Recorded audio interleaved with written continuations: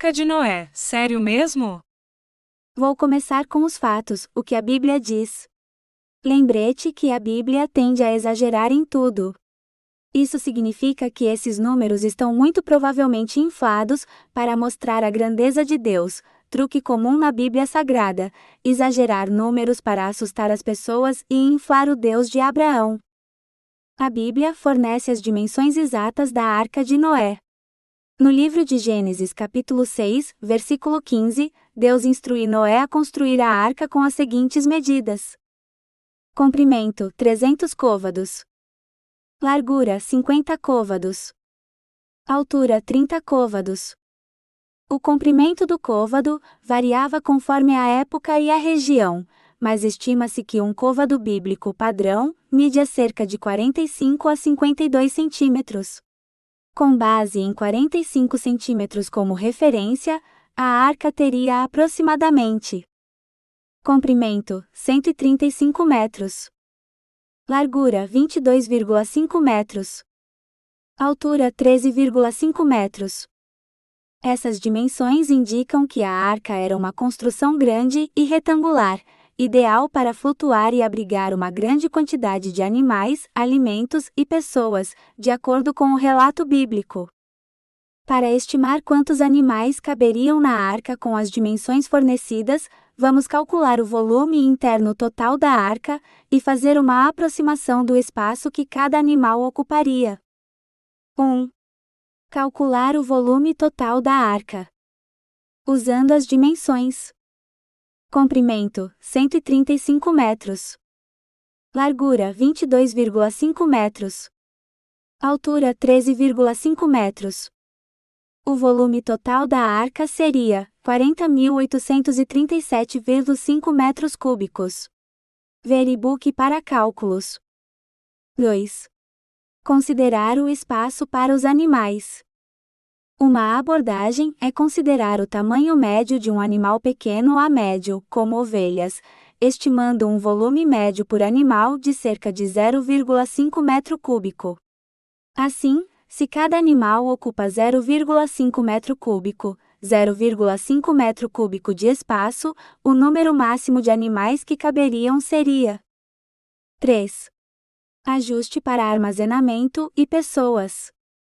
Considerando que parte da arca precisaria ser usada para armazenar alimento, água e fornecer espaço para Noé e sua família, um ajuste razoável seria reservar cerca de 30% do espaço para esses usos.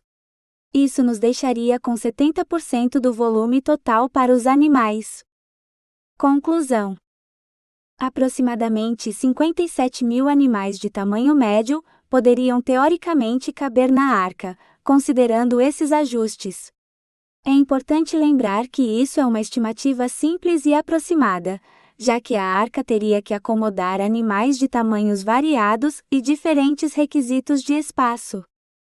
Vamos voltar nisso, mas para começar, podemos confrontar essa embarcação com a realidade, ver tabela no e-book. Observações sobre a comparação. 1. Seawise Giant, o maior navio já construído em termos de tonelagem e comprimento, foi um superpetroleiro com estrutura de aço, pesando 564 mil toneladas. A arca, em comparação, teria um volume muito menor e seria feita de madeira, tornando improvável que fosse viável transportar cargas pesadas ou se manter estável em condições de mar. 2. Titanic, famoso por seu tamanho e capacidade, o Titanic era 2 vezes mais longo e cerca de 5 vezes mais pesado em volume útil que a arca. Construído com aço e tecnologia moderna, ainda assim não foi capaz de resistir a uma colisão com um iceberg, o que questiona a viabilidade de um grande navio de madeira como a arca sobreviver em uma tempestade global. 3. Queen Mary II, um dos maiores transatlânticos em serviço, o Queen Mary II tem 3 vezes o comprimento da arca e capacidade para cerca de 2.600 passageiros, além da tripulação. Com cerca de 150 mil toneladas, destaca a diferença entre as capacidades de construção modernas e os limites de estabilidade e resistência para uma embarcação de madeira. 4.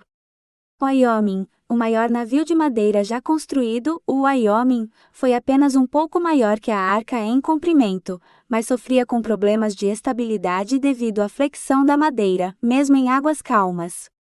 Em mares agitados, ele precisava de bombas contínuas para remover a água que entrava por entre os encaixes das tábuas, mostrando a limitação de tamanho para navios de madeira. 5. Santa Maria, a nau capitânia de Cristóvão Colombo, era extremamente pequena comparada à Arca, com apenas 25 metros de comprimento e uma tripulação de cerca de 40 pessoas. Esse navio representa o tamanho típico de embarcações de madeira, com capacidade de navegação transoceânica da época. A ideia de que a Arca de Noé teria sido uma embarcação de madeira, capaz de resistir a uma tempestade global e abrigar milhares de animais e provisões, é altamente questionável, à luz dos conhecimentos modernos de engenharia naval e história marítima. Mesmo o maior navio de madeira, o Wyoming, já era instável e enfrentava problemas sérios de segurança em águas agitadas.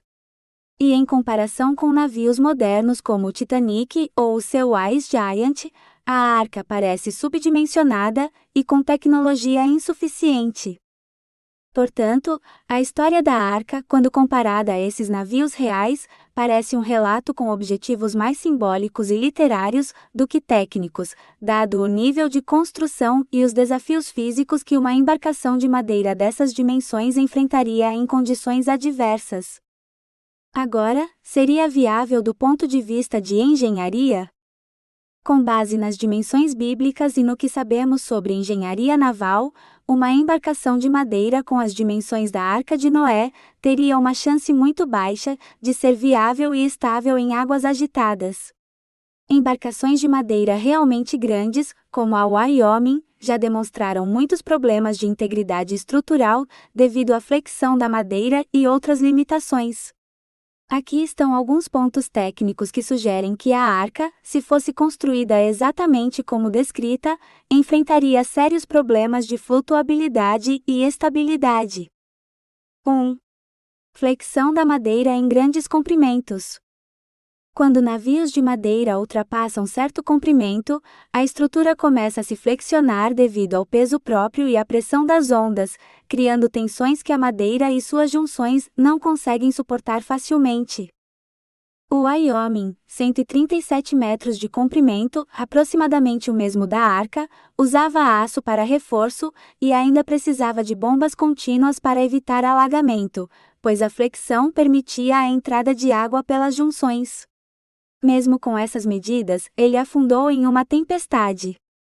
A Arca, com seus 135 metros de comprimento, provavelmente sofreria de problemas semelhantes, especialmente em uma condição de tempestade global, como a descrita na Bíblia. 2. Falta de reforços internos de metal. Navios modernos e até embarcações grandes da época colonial usavam reforços de metal, algo que não era comum no período bíblico. A Arca, feita apenas de madeira, teria uma estrutura menos resistente à flexão e à pressão. Mesmo uma embarcação mais curta construída sem reforços, tende a enfrentar problemas de deformação em ondas fortes.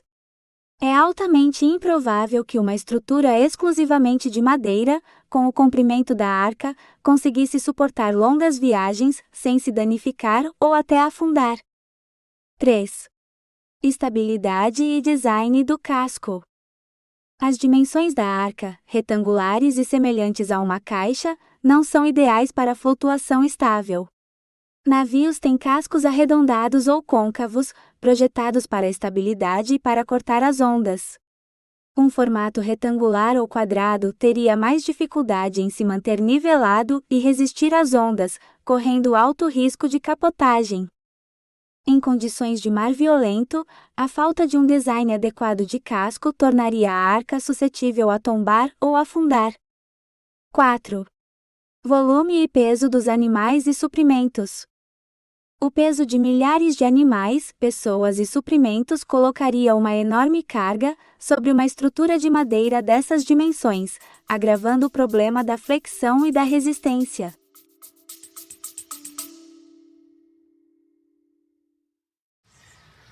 Olá a todos, nesse vídeo eu gostaria de convidar vocês a conhecer, né, os meus livros, né, são vários, mas aqui eu vou mostrar para vocês dois livros que estão impressos, né, que eu imprimi.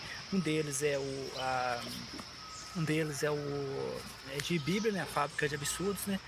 Esse livro basicamente fala da história de Jesus visto de um ponto de vista cético, né, visto de um ponto de vista de teoria da evolução. Então eu queria convidar vocês a conhecer o livro, né? O livro faz uma análise da história de Jesus, mas sempre pensando do ponto de vista cético, né? E sempre pensando do ponto de vista de que a história de Jesus foi uma história construída com um objetivo muito parecido com personagens de quadrinhos, como Wolverine, Superman. São personagens que são criados em momentos específicos da história, né? No caso do Superman, foi uma depressão nos Estados Unidos. Nós temos Jaspion, todos esses personagens que são criados por culturas como a japonesa, em momentos de dificuldade. Jesus foi muito possivelmente criado em um momento difícil no Império Romano, no qual havia muita repressão da parte do Império Romano. Então, um convite para vocês conhecer. O segundo livro que eu queria sugerir para vocês é A Revolução Ateísta, né? A Revolução Ateísta é um livro relativamente curto, como vocês podem ver, no qual eu faço uma análise, a introdução nesse caso, né? O livro será lançado em volumes, né? Esse aqui é o volume 1, a introdução. Os outros volumes ainda não estão disponíveis, mas vocês já podem encontrar na Amazon. Então eu queria convidar vocês a conhecer o meu livro A Revolução Ateísta, a Última Minoria Silenciada. Além disso, a necessidade de armazenar alimento e água para uma longa viagem aumentaria a carga, exigindo uma embarcação ainda mais robusta. A madeira sozinha dificilmente daria conta desse peso, especialmente em águas turbulentas. 5. Experimentos e simulações. Em estudos e experimentos modernos, como os realizados por engenheiros navais e até algumas universidades, tem-se demonstrado que embarcações de madeira de mais de 100 metros se tornam rapidamente instáveis e tendem a apresentar problemas de flutuabilidade e resistência estrutural. Mesmo com a melhor tecnologia de construção de madeira, seria impossível garantir a integridade da arca em uma tempestade de longa duração. Conclusão.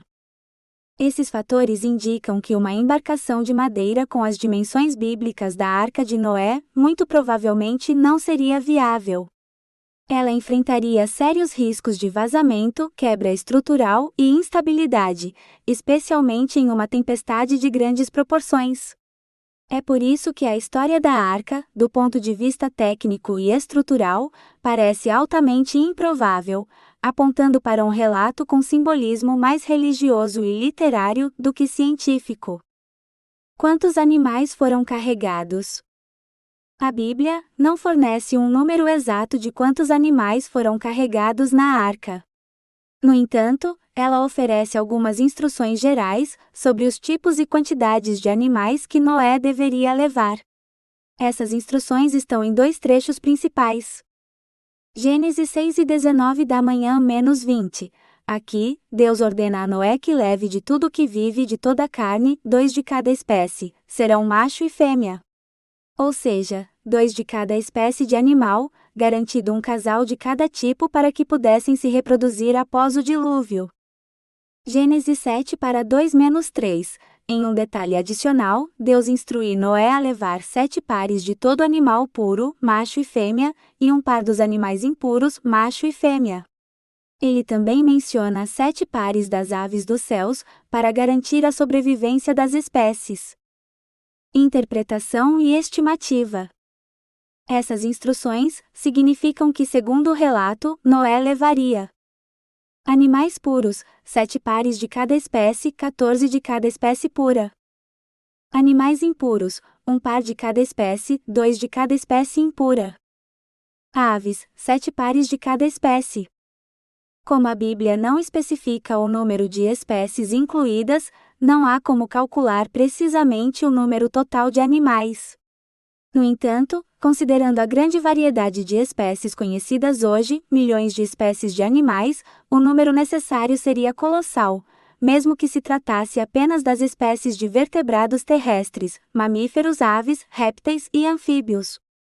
A história da Arca de Noé é uma das narrativas mais conhecidas e debatidas da Bíblia. Desde a infância, muitos de nós ouvimos sobre o grande dilúvio e a arca que salvou Noé, sua família e uma miríade de animais. Mas ao olharmos mais de perto, algumas perguntas inevitavelmente surgem. Como todos esses animais chegaram à Mesopotâmia? Como eles foram acomodados e alimentados durante o dilúvio? E mais importante, devemos interpretar essa história literalmente?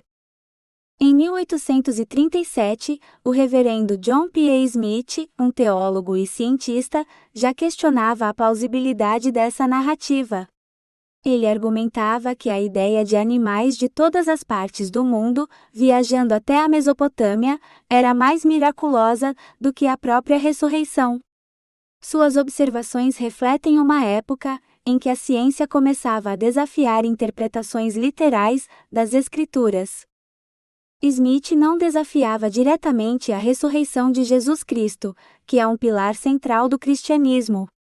É importante estressar isso, uma vez que ele não se livrou completamente das ideias cristãs, o que teria sido uma revolução para a época. Mesmo hoje, os cristãos mais racionais ainda assim nunca desafiam a ressurreição de Jesus Cristo. Isso é o pilar do cristianismo, e somente vai desaparecer quando o cristianismo desaparecer. Mesmo que o cristão internamente duvide, ele nunca ousaria desafiar a ressurreição de Jesus Cristo, isso seria suicídio dentro da própria religião. Em vez disso, ele usava a ressurreição como um ponto de comparação, para destacar o quão extraordinária seria a logística de reunir todos os animais na arca de Noé. Ele argumentava que se aceitarmos a ressurreição como um milagre, então a ideia de animais de todo o mundo, viajando para a Mesopotâmia, seria um milagre ainda maior. Eu concordo, se eu tivesse de aceitar um evento extraordinário, talvez, apesar de ambos serem absurdos, eu escolheria a ressurreição de Jesus Cristo.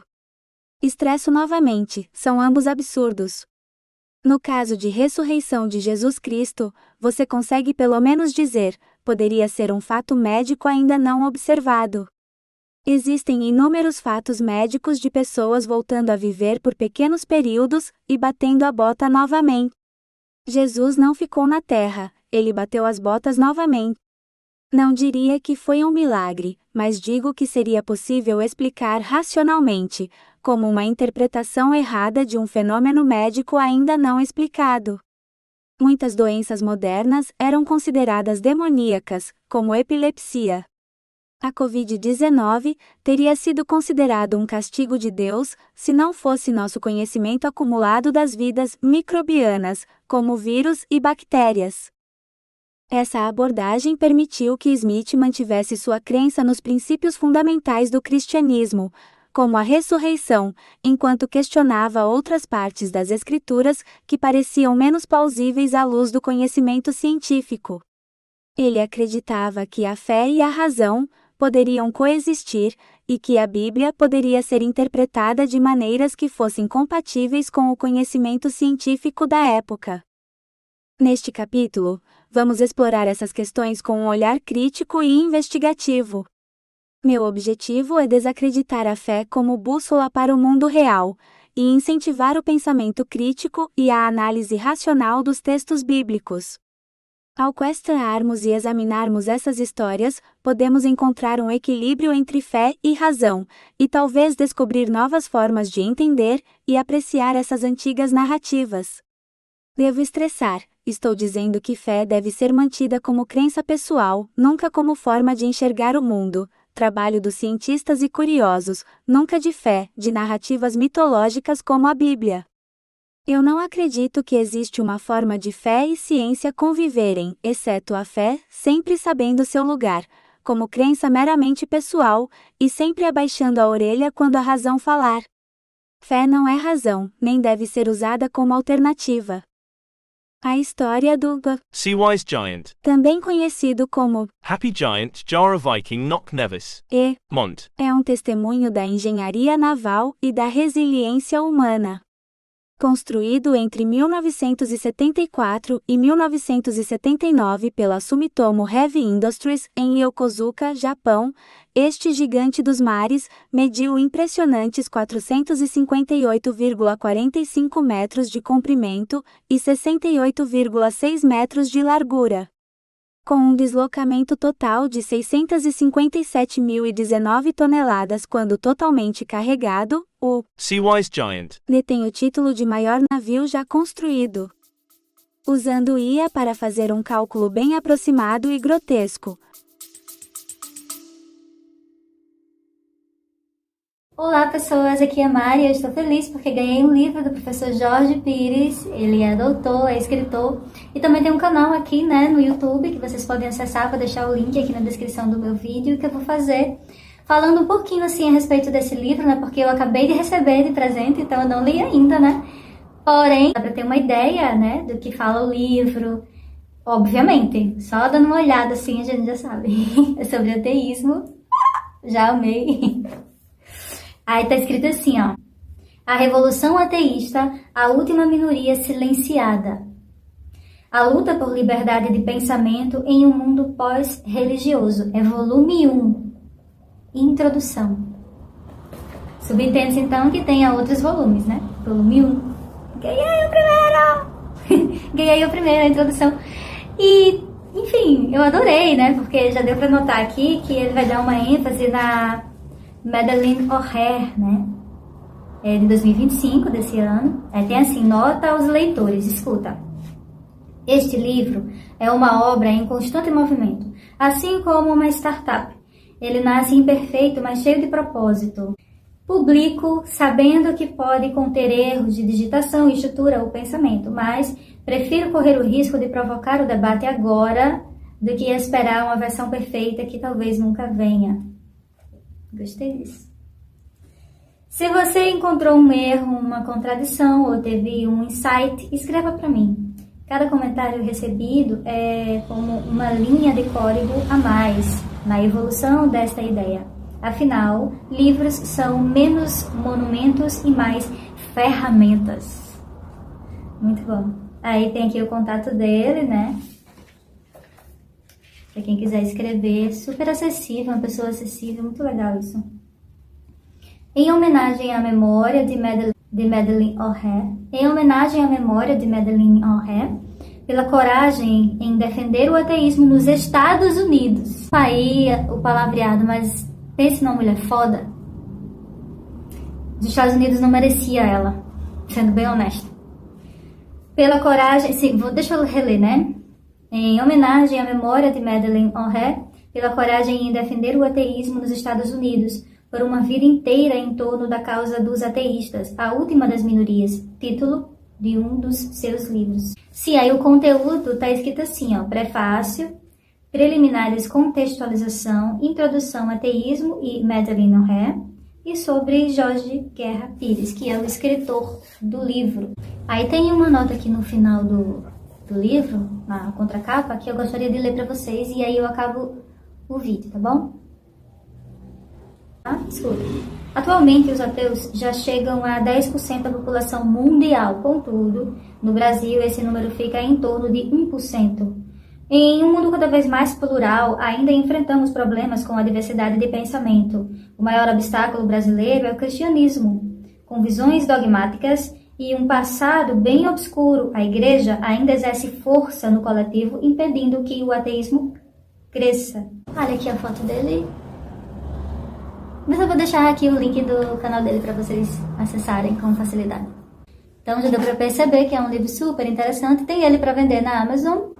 Hoje foi a indicação do livro sobre ateísmo do professor Jorge Pires para vocês, tá?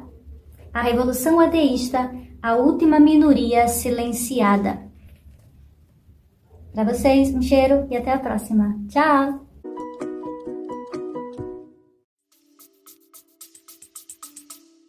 O Seawise Giant poderia teoricamente acomodar cerca de 31.450 pares de pequenos animais. As estimativas variam amplamente, com alguns estudos sugerindo números entre 2 milhões e 1 trilhão de espécies, incluindo micro-organismos. Importante: estima-se que mais de 98% das espécies existentes foram extintas, o que nos leva a supor que nos tempos de Noé existia pelo menos o mesmo número de espécies que temos atualmente. Ao longo de sua vida, o Sea Wise Giant. passou por várias mudanças de nome e propriedade, refletindo suas diversas funções e modificações. Inicialmente servindo como um petroleiro, o navio foi severamente danificado durante a Guerra Irã-Iraque, em 1988. No entanto, sua história não terminou ali. Após reparos extensivos, ele voltou ao serviço, demonstrando a durabilidade e a importância estratégica dos superpetroleiros. Em 2004, o Sea Wise Giant. foi convertido em uma unidade flutuante de armazenamento e descarregamento, FSO, e posicionado na costa do Catar. Esta nova fase de sua vida prolongou sua utilidade até 2009, quando foi finalmente vendido para a sucata. Em 2010, o navio foi desmontado Alang Shipbreaking Yard. na Índia, encerrando a jornada de um dos maiores feitos da engenharia naval. A grandiosidade do Sea Wise Giant. não reside apenas em suas dimensões físicas, mas também na sua capacidade de adaptação e sobrevivência através das décadas. Sua história é um lembrete poderoso da inovação humana e da capacidade de superar adversidades, mesmo nas condições mais desafiadoras. Isso também nos lembra os desafios de construir embarcações grandes, como seria necessário para a Arca de Noé. Sea Wise Giant era de metal ferro puro. O Sea Wise Giant, também conhecido como Nock Nevis, foi o maior navio já construído. Repito, foi o maior navio já construído. Não foi a Arca de Noé. Ele era um superpetroleiro, e sua construção envolveu uma combinação de materiais, principalmente aço e não ferro puro. O aço é uma liga de ferro e carbono, que oferece maior resistência e durabilidade, essenciais para suportar as enormes cargas e condições marítimas adversas que o navio enfrentava. A história da Arca de Noé, encontrada na Bíblia, e o relato do dilúvio na Epopeia de Gilgamesh, uma das mais antigas obras literárias conhecidas, compartilham notáveis semelhanças, como basicamente todo o texto bíblico com narrativas comuns na época da provável escrita dos textos bíblicos. Ambas as narrativas descrevem um grande dilúvio enviado por divindades, um indivíduo escolhido que constrói uma grande embarcação para salvar sua família e diversos animais, e a subsequente repopulação da Terra. Essas histórias refletem a experiência humana compartilhada de enfrentar desastres naturais catastróficos e a necessidade de explicar tais eventos através da narrativa. Ou seja, reflete um momento da humanidade onde vivíamos à mercê da natureza e seus caprichos. É fato que ainda sofremos com terremotos, furacões e mais. Contudo, temos casas que sobrevivem a terremotos e lugares que nos protegem de furacões. Os relatos bíblicos refletem tempos onde tudo era desconhecido, e assumir um ser divino seria o mais racional e óbvio. Nos tempos modernos, isso é ridículo. A epopeia de Gilgamesh, originária da antiga Mesopotâmia, precede o relato bíblico e contém muitos elementos semelhantes, como o aviso divino, a construção de uma grande embarcação e a preservação da vida através do dilúvio. No mínimo, deveria aceitar que Deus falou com várias tribos, e que os judeus nunca foram os escolhidos de Deus. Eles podem ter sido os ignorantes e arrogantes para dizer isso publicamente, mas nunca os únicos a serem avisados por Deus de um grande dilúvio. Dada a proximidade geográfica e cultural entre a Mesopotâmia antiga e as regiões onde a Bíblia hebraica foi escrita, é plausível que essas histórias tenham se influenciado mutuamente. A troca de histórias e mitos entre culturas antigas era comum, especialmente quando tratavam de experiências universais, como desastres naturais. A Bíblia se assemelha a um livro tribal, não a um livro científico, menos ainda a um livro para ser usado em sociedades modernas. A possibilidade de que o relato bíblico tenha sido influenciado por narrativas mesopotâmicas anteriores diminui a importância ou o valor espiritual da história de Noé, como única narrativa de Deus, de que os judeus são os escolhidos de Deus. Essas semelhanças destacam como as culturas antigas compartilhavam e adaptavam histórias para refletir suas próprias crenças e experiências. Isso deveria colocar humildade nos crentes, que eles aprendam que suas crenças não diferem dos índios ou africanos, que eles tanto gostam de rebaixar e minimizar. Note que a Arca de Noé pode ser rebatida como fato de inúmeras angulações e falha em todas, sem exceção, exceto como narrativa meramente religiosa, sem qualquer fundo de verdade, histórica, biológica, engenharia. Como história para crianças é excelente, mas adultos deveriam ser mais críticos, especialmente engenheiros. As narrativas bíblicas assemelham uma criança contando histórias. Dado que o QI considera a idade e o QI vem aumentando, as pessoas que escreveram muito provavelmente teriam algo como 10 anos de idade, usando o QI moderno. Freud sempre viu religião como o adulto não crescendo, uma regressão do intelecto. Eu tendo a concordar com Freud, que religião impede o crescimento do adulto, especialmente no campo crítico e emocional. Um exemplo é a Arca de Noé. Quando lê a história, ela é bem infantil, e existem adultos, inclusive com título de engenheiro, que não conseguem questionar a história. O padrão que vejo em cristãos se assemelha muito quando pessoas não amadurecem emocionalmente, criança mimada, privilegiada. Da mesma forma que um branco herda a supremacia branca, o cristão herda a supremacia cristã. Uma pessoa da Umbanda precisa amadurecer rápido, uma vez que ficar se ofendendo nunca vai ser a opção. Um ateu precisa provar que Deus não existe, algo que somente se aplica a Deus. Em qualquer cenário exceto Deus e a Bíblia, o ônus da prova cai em quem afirma. A sensibilidade do cristão vem de pessoas em posição de poder. Somente pessoas em posição de dominação podem se dar o luxo de se ofender com tanta facilidade. Em O Ego é Seu Inimigo, Ryan Holiday dá um exemplo de um esportista negro que sacou isso.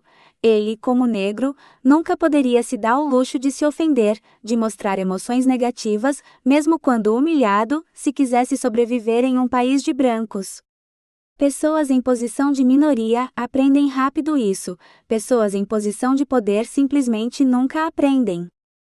A parte mais bizarra é que a pessoa continua funcional, quando religiosa, como falei no volume 1 quando falei do bolsonarismo, mas assuntos que tangem religião, a pessoa desativa a razão, mesmo quando tem todo o treinamento para questionar, ex-engenheiro. Usando os termos de Daniel Kahneman, desativa o sistema 2, dizendo algo do tipo: Isso aqui é correto, sem sombras de dúvidas. Foi Deus que mandou. A Bíblia e suas narrativas parecem desativar o sistema 2, que é responsável por monitorar o sistema 1 e seus preconceitos. Seria como pegar dinheiro emprestado com a máfia. Na maior parte do tempo, eles nunca vão te incomodar, mas eles podem aparecer quando precisar, pedindo para fazer vista grossa quando eles quiserem. Seria como um vírus, na maior parte do tempo fica desativo, mas é ativado em certos ambientes.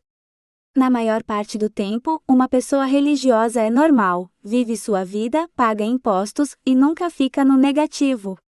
Contudo, assuntos como aborto os transformam em soldados de Jesus. Abaixo um meme que circula em grupos ateístas em inglês, Very Book. Esse meme tende a ganhar muita visibilidade e atenção dos ateístas. Para nós, pensar que adultos acreditam na Arca de Noé, como fato histórico e real, é sem noção. Como coloquei no prefácio desse livro, eles erraram até na data da domesticação de camelos, um assunto bem mais simples, mais mundano. Se erram em algo tão simples, imagine algo tão complexo quanto a logística necessária para tornar a Arca de Noé viável.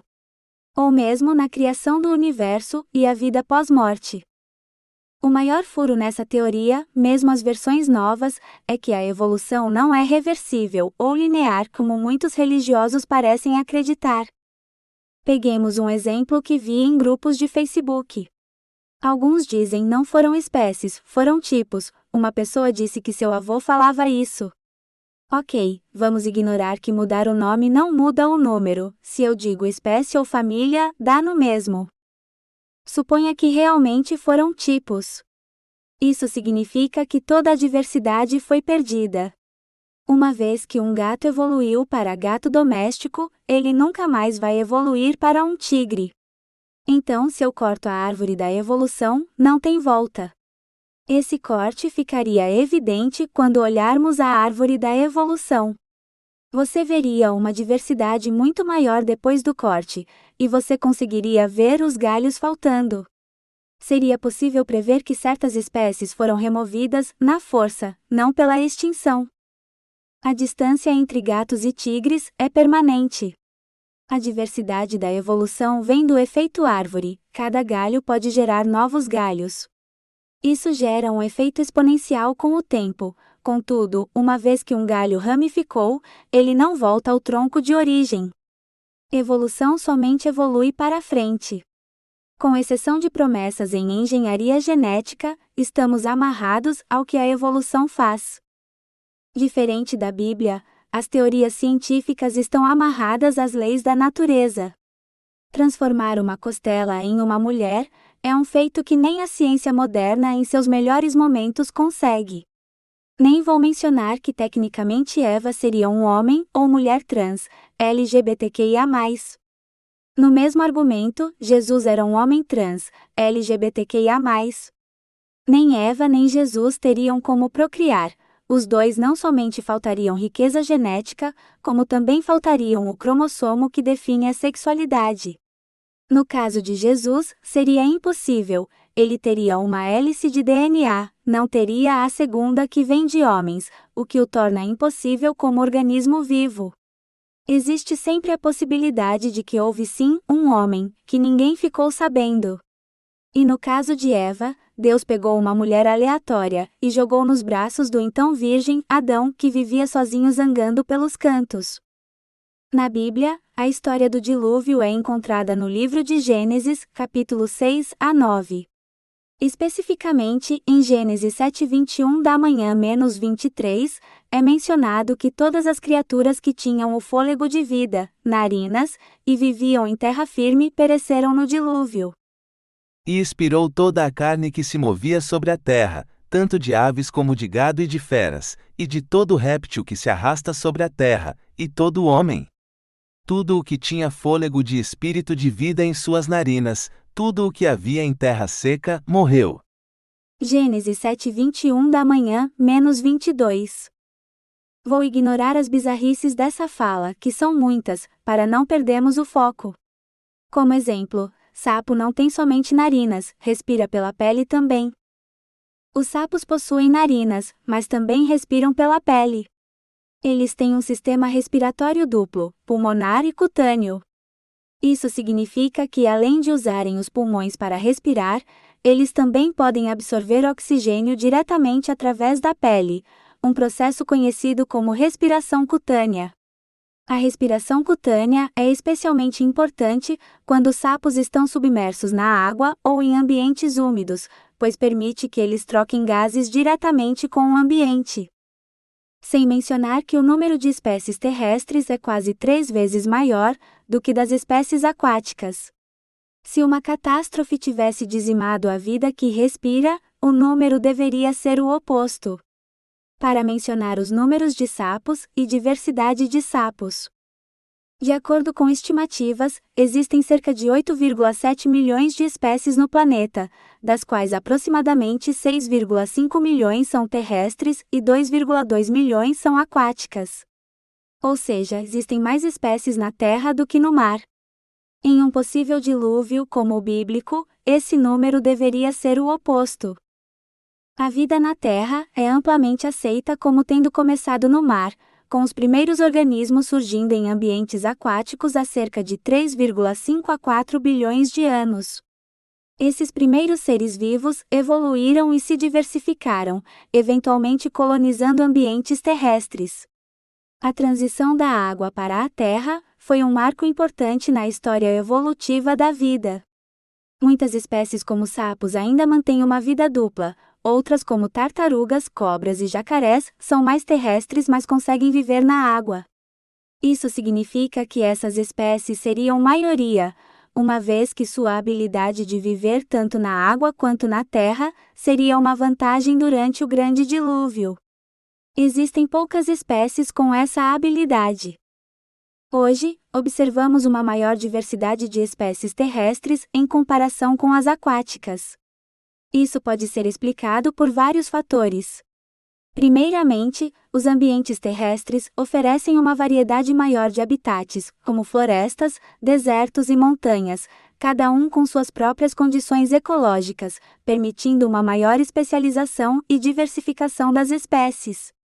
Além disso, a vida na Terra enfrentou diferentes pressões evolutivas, levando ao desenvolvimento de uma ampla gama de adaptações. Eventos de extinção em massa também desempenharam um papel significativo, e isso não significa o Grande Dilúvio.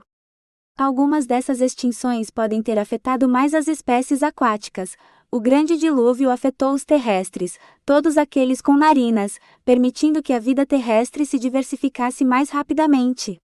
Por fim, a exploração e catalogação da biodiversidade terrestre têm sido mais intensivas do que a aquática, com muitas áreas dos oceanos ainda pouco exploradas.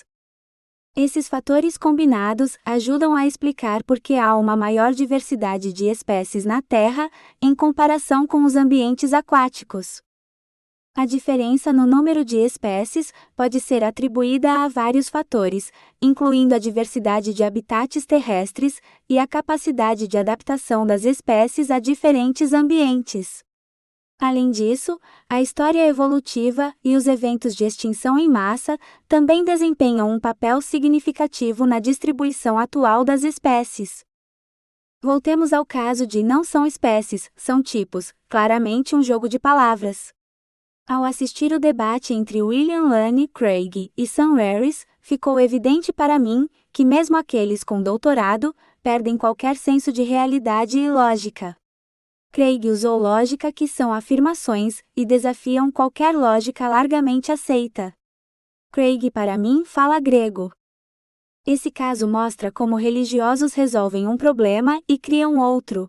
Para cada tentativa de provar algo, eles criam mais coisas que precisam de provas. O pior, o que ficou evidente com Craig, eles querem que nós resolvemos o problema deles.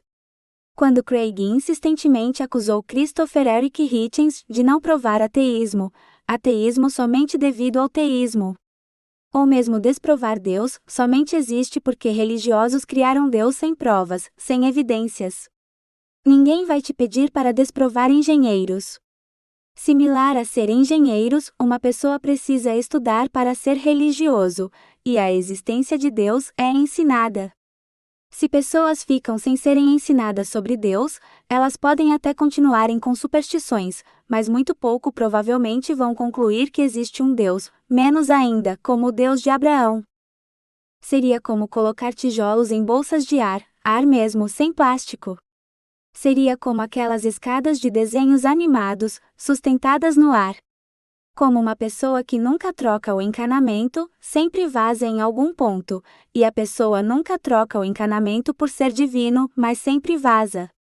Foi Deus que colocou o encanamento, ninguém pode mexer nesse encanamento que vaza muito. Assim vive o religioso e suas crenças nos tempos modernos, racionalizando.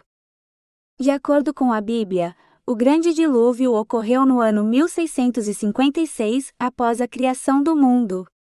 Estima-se que a criação do mundo tenha ocorrido por volta de 4000 a.C., o que coloca o dilúvio aproximadamente em 2344 a.C.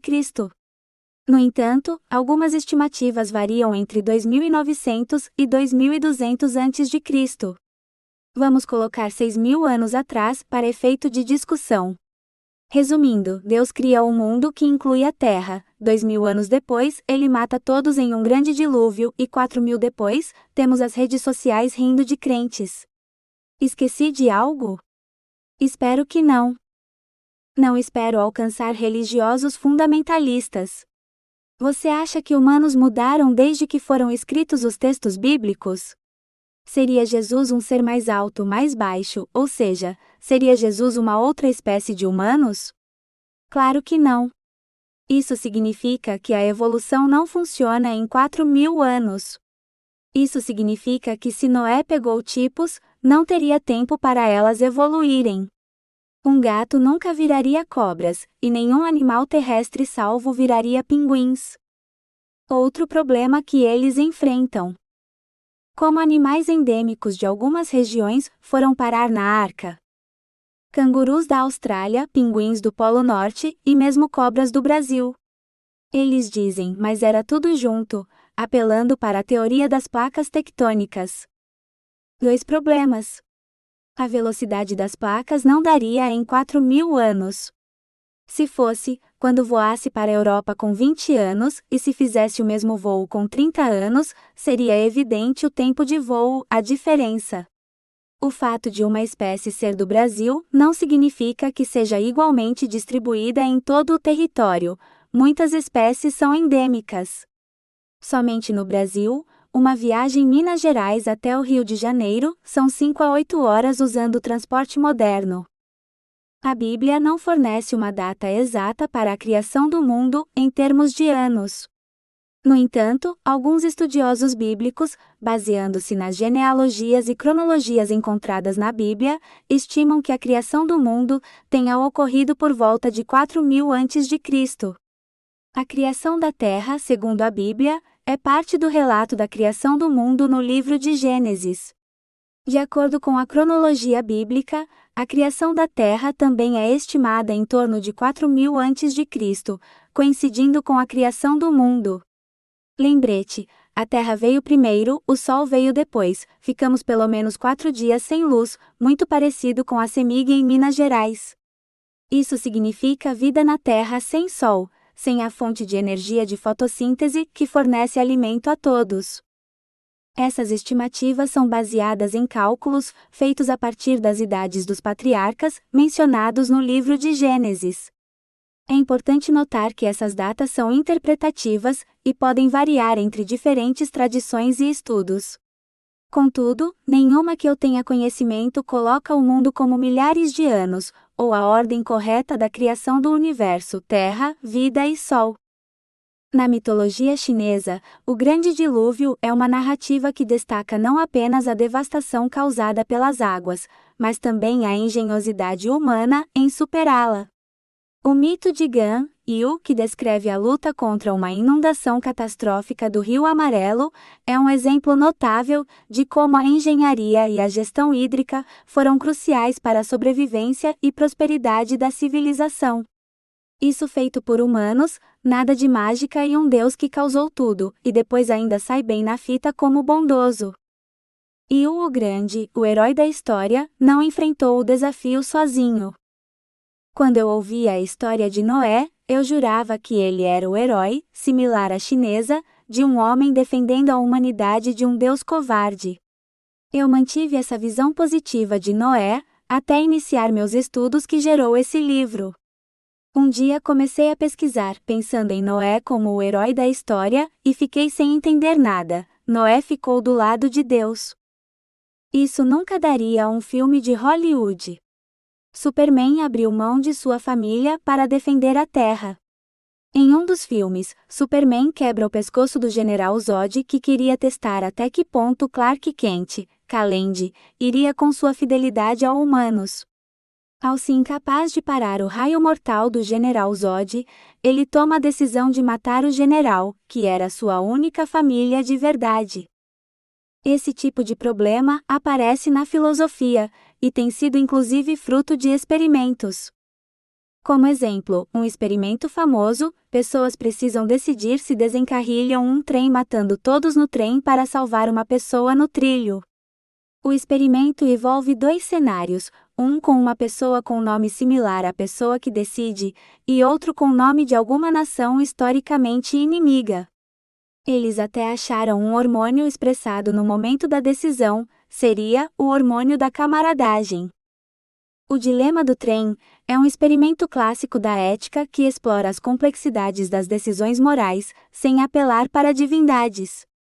Em uma variação moderna, os participantes devem decidir entre desviar um trem desgovernado para salvar 5 pessoas, sacrificando uma pessoa no outro trilho. Este experimento inclui 2 cenários, um onde a pessoa no trilho tem um nome similar ao do decisor, e outro onde o nome é de uma nação historicamente inimiga. Estudos revelam que esses fatores emocionais e sociais influenciam significativamente as decisões. Além disso, a descoberta de um hormônio, possivelmente a ocitocina, expressado durante a tomada de decisão, sugere que nossas escolhas morais são profundamente afetadas por respostas biológicas e emocionais. Este experimento ilustra como a moralidade humana é moldada por uma complexa interação de fatores racionais e emocionais. Uma das discussões mais comuns com Craig versus ateístas como Harris e Hitchens gira em torno disso. Ao passo que pessoas como Harris e Hitchens assumem que podemos construir moral como sociedade, Craig insiste que precisamos de Deus, de uma figura externa, superior e transcendente. Isso mostra que nossa moral pode ter evoluído, como qualquer outro sentimento de certo e errado. William Lane Craig argumenta que a moralidade objetiva requer uma base transcendente, ou seja, Deus, para ser verdadeiramente universal e obrigatória. Sem essa base, ele acredita que a moralidade se torna subjetiva e relativa. Por outro lado, ateístas como Sam Harris e Christopher Hitchens defendem que a moralidade pode ser construída e sustentada pela razão e pelo consenso social, sem a necessidade de uma figura divina. Eles argumentam que a moralidade evoluiu como um mecanismo para promover a cooperação e o bem-estar dentro das sociedades humanas. Essa divergência ilustra como diferentes perspectivas filosóficas e teológicas podem influenciar nossa compreensão do certo e errado, e como a moralidade pode ser vista tanto como um produto da evolução, quanto como algo que pode ser fundamentado em princípios racionais e empíricos.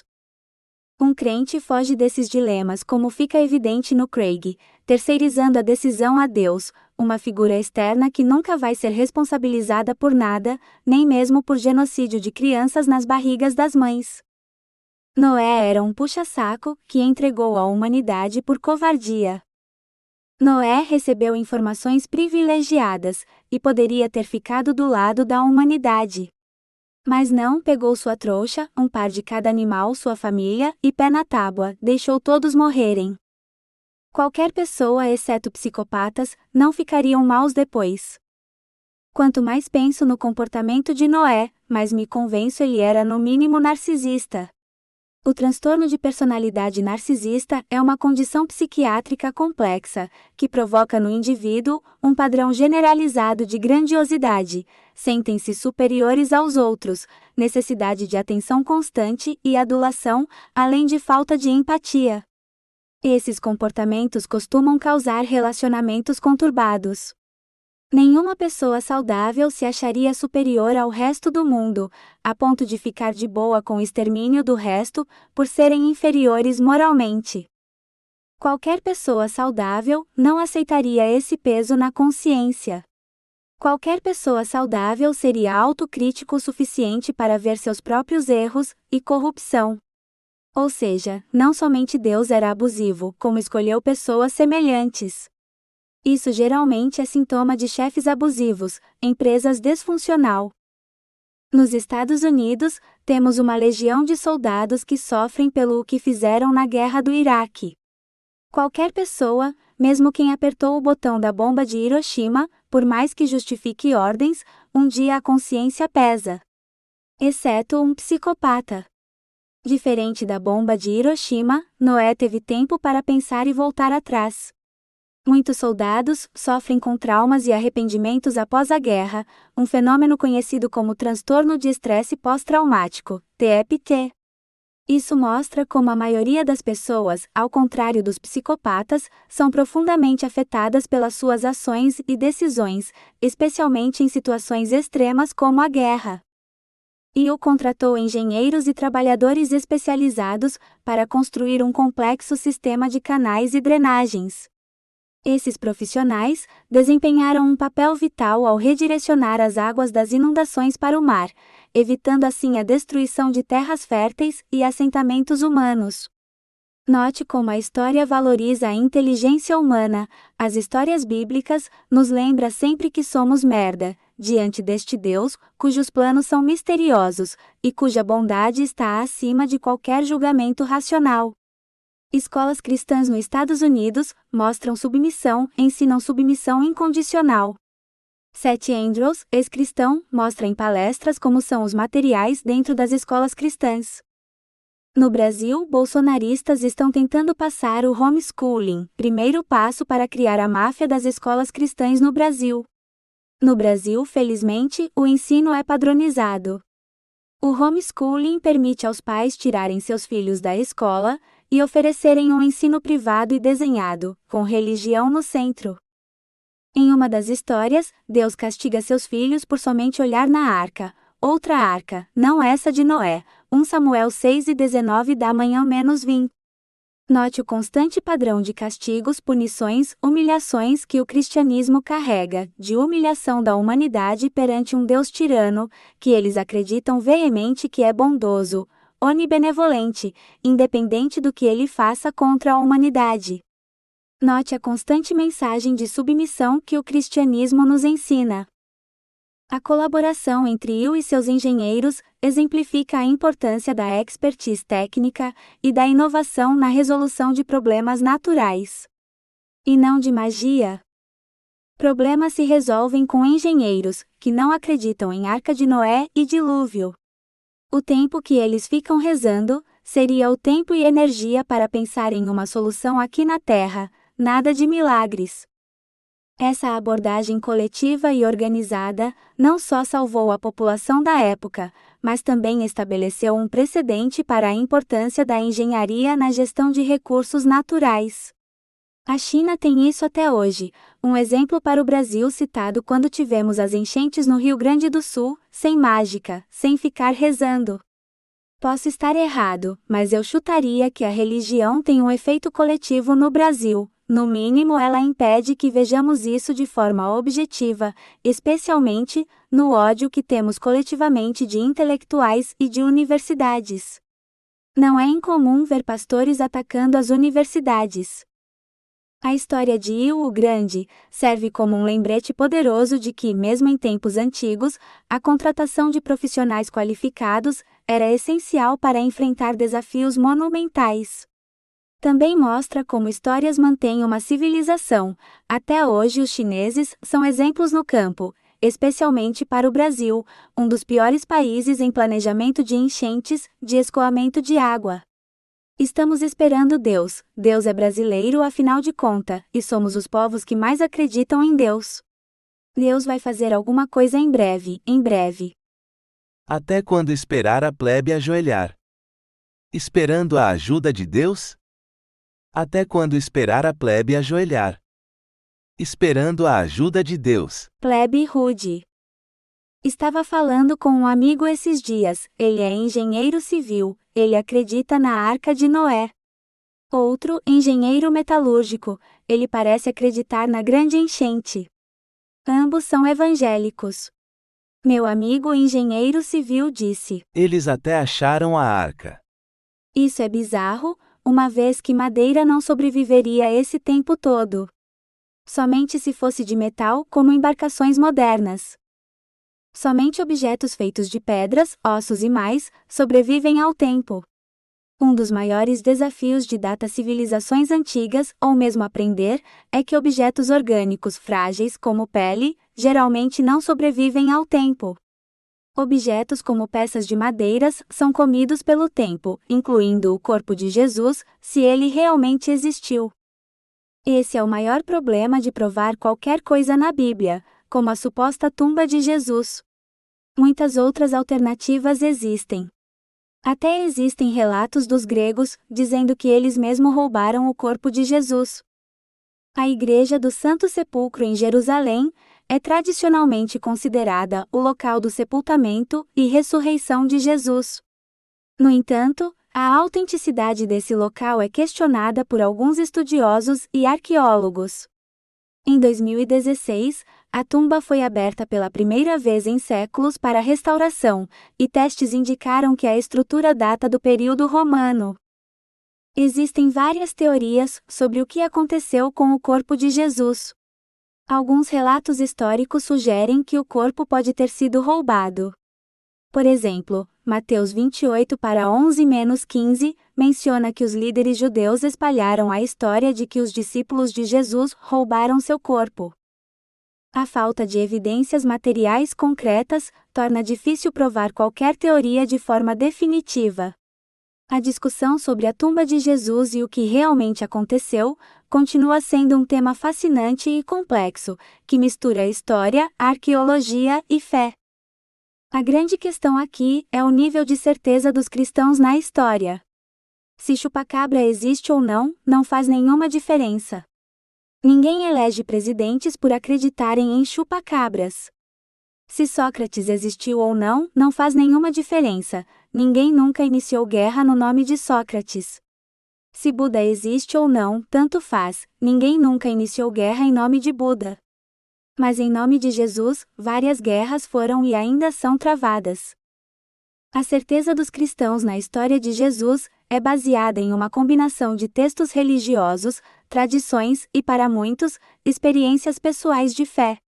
Essa certeza pode levar a ações significativas, tanto positivas quanto negativas. Por exemplo, a fé cristã inspirou movimentos de caridade e justiça social, mas também foi usada para justificar guerras e perseguições, como as Cruzadas e a Inquisição. Comparando com outras figuras históricas ou mitológicas, como Sócrates ou Buda, é interessante notar que, embora suas filosofias tenham influenciado muitas pessoas, elas não foram usadas da mesma forma para justificar conflitos em larga escala. Isso pode ser devido às diferenças nas doutrinas e na forma como essas figuras são veneradas. Como Sam Harris estressa, nem todas as religiões são iguais, nem todas as religiões possuem um potencial à violência. Ele sempre cita exemplos, e segundo ele, dificilmente um budista vai entrar em guerra mesmo depois de ser torturado. Contudo, no caso de muçulmanos e cristãos, eles mataram por menos. Sam Harris argumenta que diferentes religiões têm diferentes potenciais para a violência, e ele frequentemente usa exemplos históricos e contemporâneos para ilustrar seu ponto. Ele sugere que certas doutrinas religiosas podem incentivar comportamentos violentos mais do que outras. O budismo, por exemplo, é frequentemente citado como uma religião que promove a paz e a não-violência.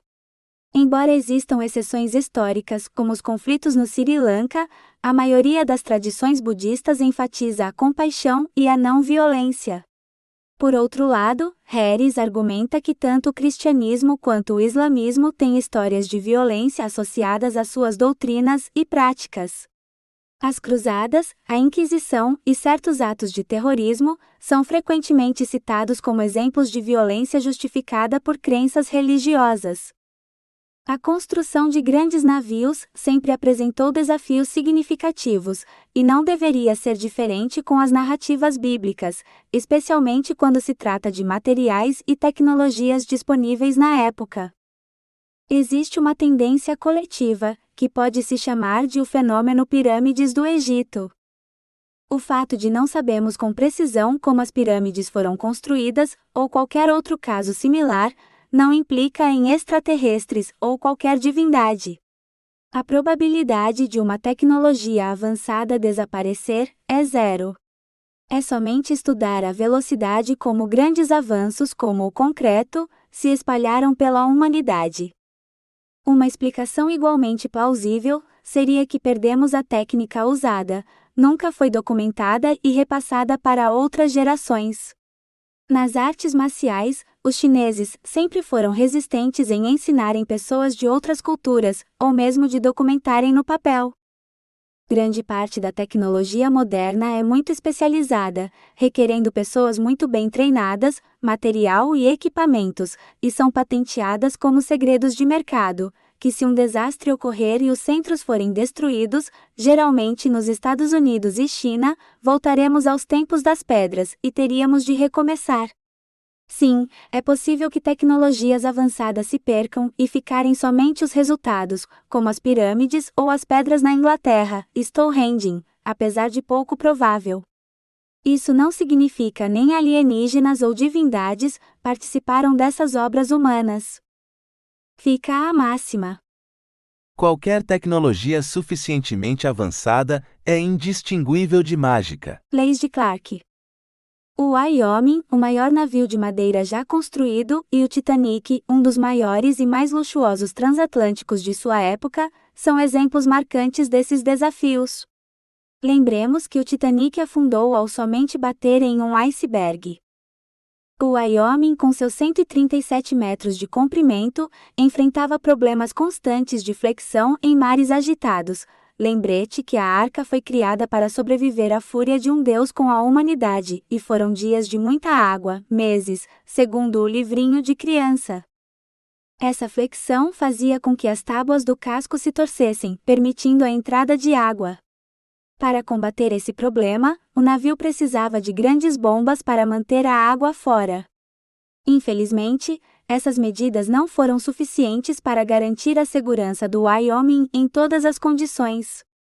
Em 1924, durante uma tempestade ao largo da costa de Massachusetts, o Wyoming sucumbiu às forças da natureza e afundou, resultando na perda de toda a tripulação. E a Arca de Noé carregou animais grandes e pesados, quem sabe até dinossauros por meses, 40 dias e 40 noites, onde uma pomba era usada para saber se Deus havia se acalmado. Por outro lado, o Titanic, construído com aço e equipado com a mais avançada tecnologia da época, enfrentou um destino igualmente trágico. Em sua viagem inaugural em 1912, o Titanic colidiu com um iceberg no Atlântico Norte. A colisão causou danos catastróficos ao casco, expondo vários compartimentos estanques à água do mar. Apesar de suas medidas de segurança avançadas, o Titanic não conseguiu evitar o desastre e afundou, resultando na perda de mais de 1.500 vidas. Ambos os navios, embora construídos com materiais e tecnologias diferentes, ilustram as limitações e os perigos enfrentados na construção de grandes embarcações. O Wyoming e o Titanic são lembrados não apenas por suas grandiosidades, mas também pelas lições aprendidas com suas tragédias. Seria impossível para Noé criar uma arca sem chamar a atenção de que algo ia ocorrer. Isso significa que não somente pessoas iriam também construir algo, e pessoas que eram pescadores e mercadores também teriam como sobreviver. Isso mostra mais uma vez a baixa inteligência do Deus de Abraão, que supostamente é sábio, onisciente e mais. Que sua inteligência não pode ser compreendida por nós mortais. Na verdade, estão tentando construir uma, mas estão com dificuldades, mesmo com equipamentos modernos. Existem relatos de que conseguiram, mas todos usam equipamentos modernos, isso inclui guinchos enormes, com um número enorme de pessoas trabalhando. Vamos lembrar novamente que o maior barco feito pela humanidade era japonês, e não teria espaço suficiente para transportar 200.000 animais. Isso viola qualquer lógica de que um bando de pessoas, sem qualquer treinamento moderno, sem metal que precisaria para construir a arca, nem mesmo deixando vestígios se foi usado metal ou algo assim, sem os equipamentos que temos e sem pessoas treinadas, conseguiram fazer isso. Noé recebeu informação privilegiada de Deus, ou seja, ele não poderia sair colocando panfletos recrutando pessoas para ajudarem na construção da arca. Vou explicar a imagem apresentada anteriormente, para efeito de clareza. A imagem apresenta uma comparação fascinante entre o tamanho de diferentes navios históricos e modernos, com a Arca de Noé ao fundo. À esquerda vemos o Santa Maria, seguido pelo Wyoming, Titanic e, finalmente, o imponente Queen Mary II. Este último é destacado com a informação de que pode transportar 4.309 pessoas. Abaixo da Arca de Noé, uma pergunta intrigante é levantada. Mas a Arca de Noé carregava 7,7 milhões de espécies de animais. Essa comparação visual não apenas destaca a evolução da engenharia naval ao longo dos séculos, mas também provoca uma reflexão sobre a capacidade e a escala dessas estruturas. Enquanto os navios modernos como o Queen Mary II são projetados com tecnologias avançadas para maximizar a eficiência e a segurança, a Arca de Noé, segundo a narrativa bíblica, teria sido construída com madeira e ferramentas rudimentares, mas com uma capacidade supostamente colossal. A discrepância entre a capacidade alegada da Arca de Noé e a dos navios modernos levanta questões sobre a viabilidade e a logística de tal empreendimento. Como seria possível acomodar milhões de espécies animais em uma única embarcação de madeira? Essa pergunta nos leva a considerar não apenas os aspectos técnicos, mas também os mitológicos e simbólicos da história da arca. Como isso é possível que pessoas treinadas racionalmente não questionam isso, as gritantes falhas dessa história? Parte pode ser explicada pela teoria de Daniel Kahneman, que explorei largamente nos volumes 1 e 2 dessa série. O sistema 2 é preguiçoso, que seria a parte que deveria checar essa informação. O sistema 1 cria a impressão da possibilidade e o sistema 2 reforça em vez de questionar, anestesiado por religião, imobilizado. Isso ocorre devido à crença coletiva de que a Bíblia é um livro de sabedorias, e não saberem ou nunca terem pensado que ela não é um livro científico nem histórico. Vamos lembrar que engenheiros não são cientistas, somente com o título de engenheiro. Myers dá um exemplo onde um dos maiores defensores e escritores de livros do criacionismo nos Estados Unidos é um médico, Matt Delahunt do podcast The Atheist Experience. e destaca que o seu tio é médico, e ele teve de ignorar seu tio, que era uma das pessoas mais respeitadas na família, no processo de virar ateu ao vir de uma família evangélica fundamentalista. As crenças sobrenaturais têm um efeito profundo e duradouro na maneira como os seres humanos interpretam o mundo ao seu redor. Um estudo interessante sugere que quando uma pessoa é exposta a uma ideia rotulada como sobrenatural ou divina, existe uma tendência maior de aceitação, independentemente da plausibilidade da afirmação. Esse fenômeno pode ser explicado por uma predisposição humana em buscar respostas que transcendam o material, especialmente diante de incertezas, medo ou mistério. O sobrenatural, então, atua como um ponto de ancoragem, oferecendo respostas fáceis e confortantes para questões complexas ou inexplicáveis. Essa tendência é relevante quando analisamos a persistência de crenças em textos religiosos, como a Bíblia, apesar das inúmeras contradições e erros históricos ou científicos que o texto apresenta. Quando alguém internaliza a ideia de que a Bíblia é divinamente inspirada ou que contém a verdade absoluta, a crítica racional, sistema 2 ativado, muitas vezes se torna irrelevante ou até ofensiva.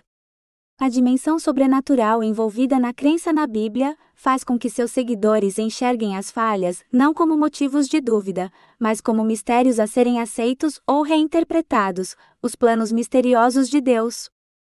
Daniel Dennett em palestra fala isso: na ciência, nós buscamos pessoas que entendem de algo quando não entendemos. Na religião, eles buscam pessoas que não entendem e se orgulham disso. Como gosto de estressar. Imagine uma pessoa ser aprovada no doutorado somente porque ninguém entende o que ele faz. Isso seria a religião, isso seria o mundo científico caso funcionasse na mesma dinâmica da religião. As pessoas seriam respeitadas ao disserem: meu trabalho é misterioso. Daniel Dennett em palestra fala isso: nas ciências, nós buscamos pessoas que entendem de algo quando não entendemos. Mesmo quando ficamos sem entender por ser complexo, ainda assim nos baseamos em pessoas com autoridade, que entendem do assunto, que vivem para estudar o assunto. Na religião, eles buscam pessoas que não entendem e se orgulham disso. Como gosto de estressar. Imagine uma pessoa ser aprovada no doutorado somente porque ninguém entende o que ele faz. Isso seria a religião, isso seria o mundo científico caso funcionasse na mesma dinâmica da religião. As pessoas seriam respeitadas ao disserem: Meu trabalho é misterioso. Isso ajuda a explicar por que, mesmo diante de provas contrárias, muitas pessoas continuam a sustentar essas crenças. Mesmo com erros históricos e admitidos da Igreja Católica, eles ainda acham forma de racionalizar. Mesmo com o Antigo Testamento, mostrando um Deus doente mentalmente, ainda assim acham formas de o colocar como amoroso e bondoso.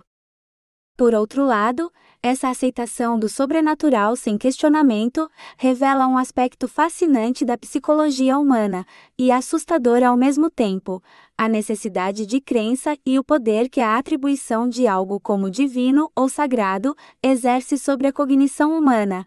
Isso também revela uma fragilidade do cérebro humano, que vem sendo explorada historicamente e continua sendo explorada mesmo em tempos modernos. O sobrenatural, em sua essência, desafia as limitações naturais da compreensão humana, e por isso, pode ser visto como uma forma de preencher as lacunas da ignorância.